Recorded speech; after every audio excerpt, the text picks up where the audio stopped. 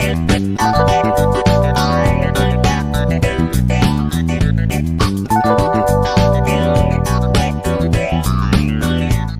what's it like working together? Well, I find you both have to have different strengths and different weaknesses. If you're both doing exactly the same, then there's obviously a gap that's not getting filled. He said we both have our strengths and our weaknesses. You know, they're all on board. They have this dream. They want to get into real estate investing. They want to make more money for early retirement or for family or generational wealth, like we are. The partner's not on board is because of fear. People fear about what happens if it all goes wrong, because that's the main driver. Fear into what happens if we fail. There's fear in everything. You can live your life just generally, what if I don't apply for this job? Or what if I get this job? It doesn't matter what you're doing, there's always what ifs, and you can't live your life going what if, what if, what if. You never do anything. So I do deal with investors as well, showing them the properties, they analysed on how much money you're expecting to make, and whether it's going to be a renovation project or buy and hold, and the sort of returns that we're expecting to get for it.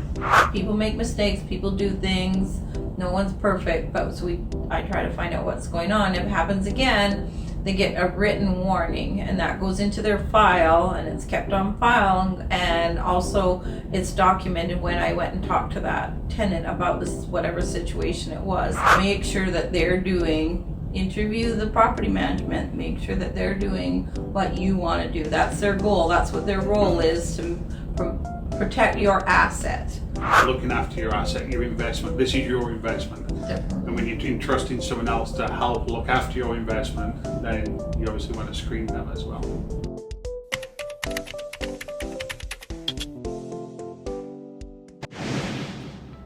Okay, so today we're going to do chatting a bit like a coffee break sort of a chat.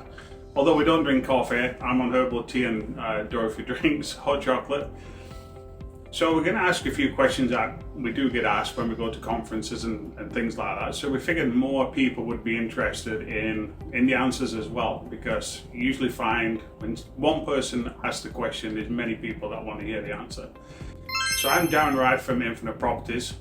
And this is my wife, Dorothy Wright, and she also works with Infinite Properties. We're both co-founders and both co-owners of the company. And we're here growing the company, which we buy rental properties, mainly apartment buildings, with investors with a working side. And then we're growing our business, and we wanted to help as many people as possible along the way. So I get a few questions that we do get asked. And a lot of people want to know, well, what's it like working together? Well, I find you both have to have different strengths and different weaknesses. If you're both doing exactly the same, then there's obviously a gap that's not getting filled.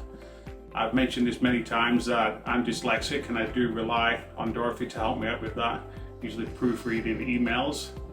And Dorothy would say I'm the numbers person, so I do all the numbers for the properties, so we do work that way. So I'll ask you a question on that. What do you think about working together? Yeah, it's great. Like he said, we both have our strengths and our weaknesses. I call math my weakness, but he can do numbers in his head that I need a calculator for, but I know the ins and outs of the property management and all the rules and that kind of thing. So we work together well. He has his strengths and I have my strengths. So yeah. I also find it's good when maybe I've had a difficult day, and then you're the motivation behind on saying, well, we're just going to get past this. And I also know when you've had a difficult time with tenants, and I say, well, we have to keep pushing past. We need more tenants, not less tenants, because the more tenants we have, the more money we have coming in, and therefore we can employ more staff to take the burden off of us as well. So we just got to keep pushing. And it's funny, we never seem to both have a terrible day. It's always one or the other, so then we're able to support each other and keep moving forward. So that leads me into the second question that we're asked about support. So how important is it to have that support of a partner in business? 100%. Like, you can't do it alone, and you need someone that's going to be there and back you up, even if it's just to tell you, this is only temporary, or you're going to get through it, or maybe how are we going to work through the solution of the problem. It's crucial. You can't do it alone, because if you don't have a partner that supports you, they drag you down. So it's really important to have someone that supports you. Yeah, sometimes when you're riding a problem, you just can't see it. You can't see the answer. And having somebody else who's involved, knows the business as well, can help pull you back so you can see the answer, or they can see it and say, well, why didn't I see that? Yeah, but ask the question, why, try this, or have you tried this? And then you'd be like, oh, okay. Yeah, or remind you of, well, we did this last time. You're like, yeah, we did, but Yeah. we move along so much.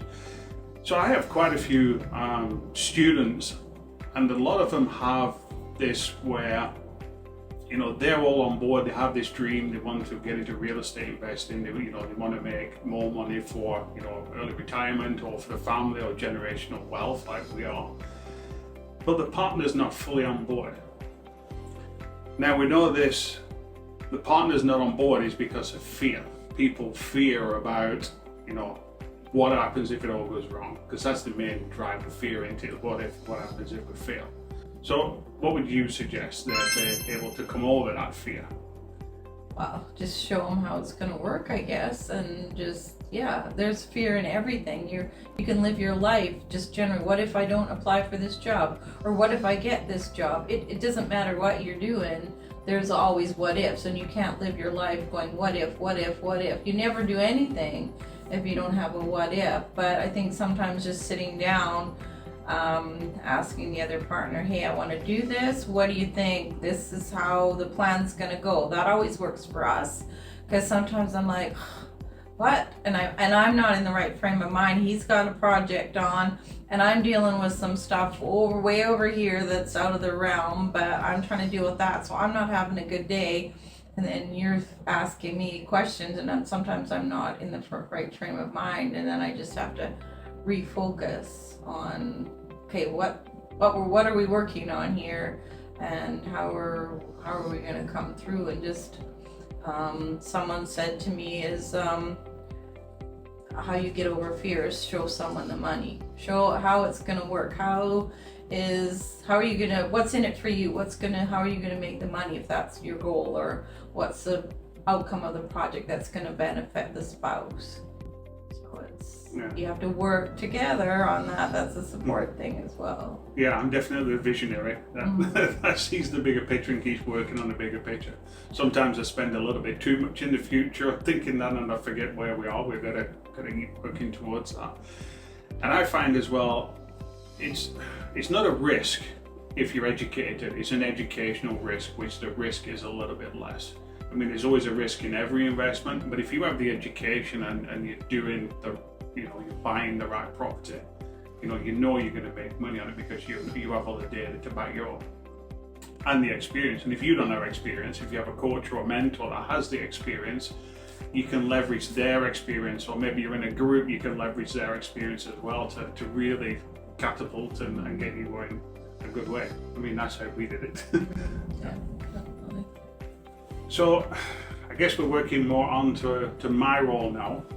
So my role within the company is I do the acquisitions. So I'm always finding properties and looking for properties, and then I analyze them and see, if they're a good deal or not. And I'm not so sure how many deals I throw away, but there's a lot more that gets thrown away than that'll work. And it's usually just the purchase price is too much. I can do a quick math and then say, well, I'd buy it for this, and then the deal's done. Or sometimes I don't even bother with insulting the seller because we're just too far apart, and then I'll just wait and see. We'll return back in 3, 6 months, maybe 12 months, and see if the seller is any more motivated to negotiate. So a lot of deals get thrown away. So I work on that, and I also work on growing the company, because I'm always thinking about, the next acquisition we're going to get, is the company in a position that we can handle that? And it never is. We never have enough staff. We never have, the right resources. So we're always pushing the limits, and we're always having to bring on staff and train them up quickly, because Dorothy and I always do the role to start with and make sure we've got it running the right way, and then once we've stabilized it, then we want to pass it off onto somebody else. So that's kind of my role in this. And just before we ask Dorothy what her role is, if you like this video, then give it a like and maybe subscribe to the channel. This really helps us grow the channel to get out to as many people as possible, because that's one of my goals, is to help as many people as possible. And when you give it a like, you're showing the algorithms on YouTube that you want to see more of this content, so they'll put it out to more people. Now, before you ask me what my role is, I want to add that I also do some research myself, and I'll send Darren something. I'm like, hey, did you see this is for sale or that? And he'd be like, I already looked at that, numbers don't work, or no, I haven't seen that yet. Then he'll check it out and do the numbers. So we work together on that. That's his main role, but I also feed him stuff because he's busy, and so I'm like, hey, did you see this one? Yeah, so we do that as well. So your role is more of the property management side. Yeah. So property managers wear many hats, from screening tenants to collecting rent and paying the bills that come in, calling the trades. Do we need a plumber, electrician? Do we need the grass cut? Do we need the snow shoveled? Those kinds of things, and just sometimes you're a liaison between tenants. If tenants don't get along, you got to find out what's going on. Why is one tenant, or they're both complaining about each other? What's going on? Are you complaining about the neighbor across the street, threw his garbage on the property and somebody saw it or complained it? So there's many things that we do. I also, like I said, collect all the rent, make sure all the tenants have paid their rent on time. I have a whole list of things that we do. Never ending job. But that's what it is. When last year, when we hired our assistant property manager, we hired someone in the fact that person had the understanding that rental properties are 24/7, because tenants will message you at midnight or 1 a.m. Oh, I forgot to tell you this. And so it is 24/7. And if there's an emergency, we've been called to buildings when the fire alarm's gone off, 1 or 2 in the morning, and it turned out to be nothing. That was fine, safe, but you still get those kind of calls. So you're always dealing with tenants 24/7. Yeah. And another role of yours is educating the tenants as well, because we do have a number of tenants that are new to Canada, and they don't know the environment that we have. It's extremely cold in winter, and in summer it can be warm as well. So there's a box that needs to go in the air conditioning unit and taken off at different seasons, plugging the car in, coin operated laundry. They got to be shown that when they first come. And also making sure that they don't leave any garbage out or food around, because you can get cockroaches, and we want to remediate that and covering water. So we make sure they have a garbage can with a lid on. And like you say, with the fire alarm as well, they need to know who to call when the fire alarm goes off. Just because you've lived here for a number of years or maybe all your life doesn't mean everybody knows when to first come in. So part of the education we need to keep circling back to as well, like the tenants, instead of messaging at 11 or midnight, maybe they could schedule that message to come out at the next morning at 8 or 9 o'clock. Especially for something, like there's a light bulb not working, or a fan's not working, then we can deal with that in regular hours. That's not a midnight message. Most offices do have regular office hours, right? Yeah. Where someone is answering the phone and taking. Yeah. But we do want to receive those messages. We don't want the tenant to say, oh, I will send it tomorrow, and then forget, and then weeks go on and weeks go on, because we want to deal with maintenance, because keeping a well-maintained property or units is essential to keeping tenants happy. It's a place to live. And also, we don't want the building to deteriorate. We want to keep it in good working order. So you need a good relationship with the tenants. And there's also another very important role that I forgot I did, and also you're forgetting here, is the investors. So I do deal with investors as well, showing them the properties, they analysed on how much money you're expecting to make, and whether it's going to be a renovation project or buy and hold, and the sort of returns that we're expecting to get for it.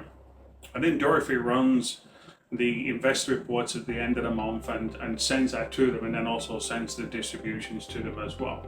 Yeah. Now we're just in the process now of moving that over to our full-time bookkeeper, who's been very busy, catching up on last year's accounts that our last bookkeeper left in a bit of a mess, so she's been cleaning those up as well. So they're essential roles as well. Yeah. So at least to this question. So what's the best thing about being a property manager? I like my own schedule. I think working for ourselves, we're not 9 to 5, but we're flexible in our schedule, but we always respond to tenants and obviously traveling and going to conferences now that we can do that as well. Yeah. So Meeting with like-minded people, I yeah, really enjoy that. All the people that we've met over the last few years, they're phenomenal and they're great. And they're not only some of them are investors, some of them are now our good friends. So we're being able to visit with them and yeah, really enjoy that. So then there's the ugly side of property management as well, the bad tenants. Everyone wants to know what about tenants? You're dealing with tenants, toilets and trash. The 3 T's they say. So you get some bad tenants, and sometimes we need to evict tenants because they haven't paid their rent or they've been. Our main reason for eviction, I would say, is if we've got one tenant in the building that is disturbing all the other tenants, because we have to think of the bigger picture of the apartment. You've got 12 units and you've got one bad tenant. They can spoil the lives of the good tenants that we want to keep. So we're really swift at warning them and saying, you're responsible for your guests. You can't have them coming in and doing this because we don't allow parties, we don't allow pets. We want a clean and safe environment for everybody. So how do you handle that? Well, each situation is unique. There's no textbook on how you handle a bad tenant. It depends on the situation, whether they've totally damaged the property or it's just noise. Our tenants, we have what we call a warning system. If I get a complaint, I investigate it. I go talk to the tenant, find out what is going on, what was the reason that I was receiving a complaint, and try to work it out and find out what happened. People make mistakes, people do things. No one's perfect, but I try to find out what's going on. If it happens again, they get a written warning, and that goes into their file, and it's kept on file, and also it's documented when I went and talked to that tenant about this whatever situation it was. And it happens again, and that's on the sheet of paper that I give them as their second warning. Is you get a third warning. It's not only a warning, but you're going to get an eviction notice as well. So we have a three-tiered program where we give tenants the benefit of the doubt to correct the problem or smarten up or whatever that they need to do to correct that. And if it continues, then they're out. Now those type of tenants, if by the time they've got their third warning, they're going to fight you on an eviction. So it depends on the situation again, how you're going to go. You could go and talk to them. We've done cash for keys, all kinds of stuff. And if that doesn't work, then we go to the residential tenancies and we have to apply for an order of possession to get them removed and have a hearing and everything. And still, sometimes that doesn't work. We've got the order for them to move out, and that particular bad tenant refused to move out, and we couldn't really do anything about it until we had an order from the King's Bench.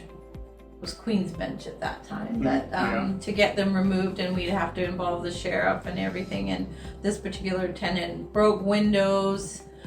He stole our security system and some cameras, broke into the coin-operated laundry machines, and just trashed the building because he felt like he didn't have nobody could stop him. He could do whatever he wanted.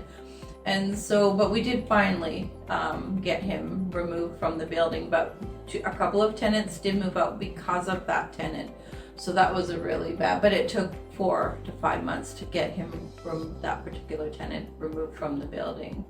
Yeah, so I want to go further into that story because we're not going to name names or anything like that, but that was definitely a professional tenant that had been through his process many times, and he knew by delaying the time that we have to go to the next step, and that gave him another week or another couple of weeks because of each step until we had the writ from the Queen's Bench then that gave us the right of physically removing him, where we could have got the sheriffs involved to do that.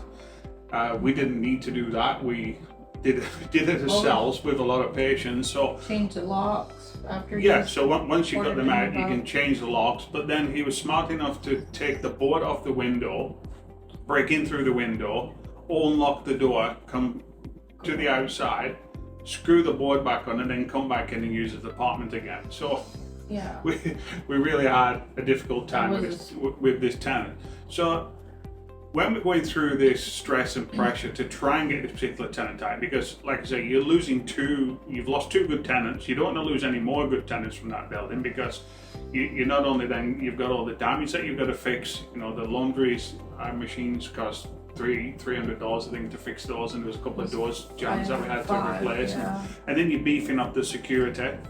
It was a very good learning experience in the security of how to secure doors and locks, because we now do that on all our buildings when we take possession. We run through and do security and cameras in, because we've had the experience on doing that. But at this particular day, when we're actually encouraging him to get out, and he needs a few minutes to collect his belongings in a bag and then go out, we took a breather and stepped out. And just at that time, Dorothy received a phone call. And it was someone who'd seen an advertisement that we'd done on a forum that Dorothy had and recognized the name. So he kind of knew her from an area, and then called and struck up a conversation of he was thinking of selling an apartment building as well. So Dorothy took the call in the most dire situation, and some real good came out of that, because you know, we made an appointment, we went and saw this property, and it's a fantastic property. We actually ended up buying it. It took several months to buy. I mean, our process can take 6 months sometimes. I think this was a 6-month process. So we bought this property. Now, if we'd have just been dealing with this eviction and can't handle anything else, we would never have got the rolls out of this manure that we were dealing with, putting it that way, really, would we? So that's when you really got to keep answering the phone calls and looking for the opportunities, and no matter how bad it is, you've always got to keep pushing to the next level. So just to finish off, do you have any advice for someone who's looking to manage their first ever rental property? That's a good question, and I think the first most important thing is to screen your tenants. It's vital to get good, honest, respectful tenants in there, because like we mentioned before, if you don't screen your tenants and you get someone bad in, now that particular bad tenant that we referred to, he did come recommended by someone else, but we learned that was not enough. So screen your tenants. If you don't want to deal with tenants and do all of that stuff, get a property management that can handle tenants. And some of the problems that come with it. 98% of tenants are awesome, and we get along with them, we love them, they're respectful, but you always have those that are the bad apples, and if you don't want to deal with that, then get someone else to manage your property. But screening your tenants, and make sure if you're hiring a property management, make sure that they screen your tenants, because they're not going to pay for it. The property management's not going to pay for the repairs and damage. That's on you as the owner. So make sure that interview the property management, make sure that they're doing what you want to do. That's their goal. That's what their role is, to protect your asset as well as they can, and do that. But yeah, screening tenants, I think, we have a process of screening our tenants to make sure, because we've had a few hard knocks, so we've learned along the way from that, so we came up to this level where we can screen our tenants. And yeah, I totally agree what you said then about looking after your asset, your investment. This is your investment. Definitely. And when you're entrusting someone else to help look after your investment, then you obviously want to screen them as well.